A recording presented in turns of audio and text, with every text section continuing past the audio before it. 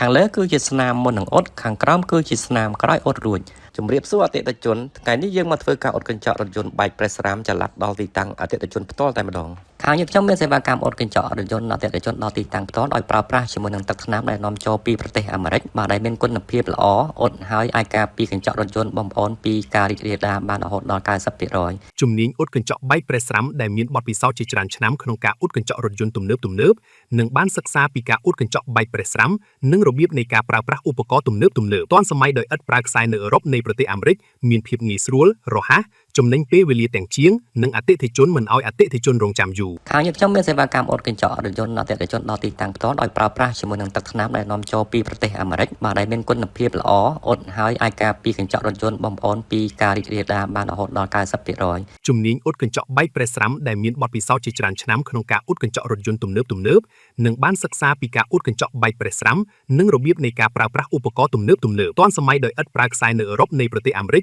មានភាពងាយស្រួលរហ័សចំណេញពេលវេលាទាំងជាងនិងអតិថិជនមិនឲ្យអតិថិជនរងចាំយូរដោយយើងខ្ញុំប្រើកៅអាមេរិកនិងភ្លើង UV សម្ងួតកៅរបស់អាមេរិកប្រើម្ដង2ក្នុងពេលតែមួយជាឧបករណ៍ដែលជាងអាជីព professional ស្រុកគេប្រើដើម្បីយកមកអ៊ុតជូនអតិថិជននៅស្រុកខ្មែរយើងវិញម្ដងដូច្នេះបើអតិថិជនមានបញ្ហាកញ្ចក់រថយន្តបែកប្រេសរ៉ាមសូមកុំទុកយូរកុំឲ្យជ្រាបទឹកឬចូលដីក្នុងសាច់កញ្ចក់ឲ្យសោះគឺអាចយកមកប៉ះឬអ៊ុតឲ្យបានភ្លាមជៀសវាងបែកប្រេសរ៉ាមកាន់តែធំអាចឈានដល់ខូចកញ្ចក់ទាំងមូលឬត្រូវផ្លាស់ប្ដូរថ្មីនាំខាត់ពេលវេលានិងលុយកាក់ជាងយើងខ្ញុំមានទីតាំងផ្ទាល់ខ្លួននិងមានសេវាចល័តដល់ទីតាំងអតិថិជនផងដែរសូមទំនាក់ទំនងមកយើងខ្ញុំឥឡូវនេះសូមអរគុណខាងលើគឺជាស្នាមមុននឹងអ៊ុតខាងក្រោមគឺជាស្នាមក្រោយអ៊ុតរួចសូមអរគុណអតិថិជនដែលបានគាំទ្រសេវាកម្មអ៊ុតកញ្ចក់ឡានប្រេសរ៉ាមកន្លងមក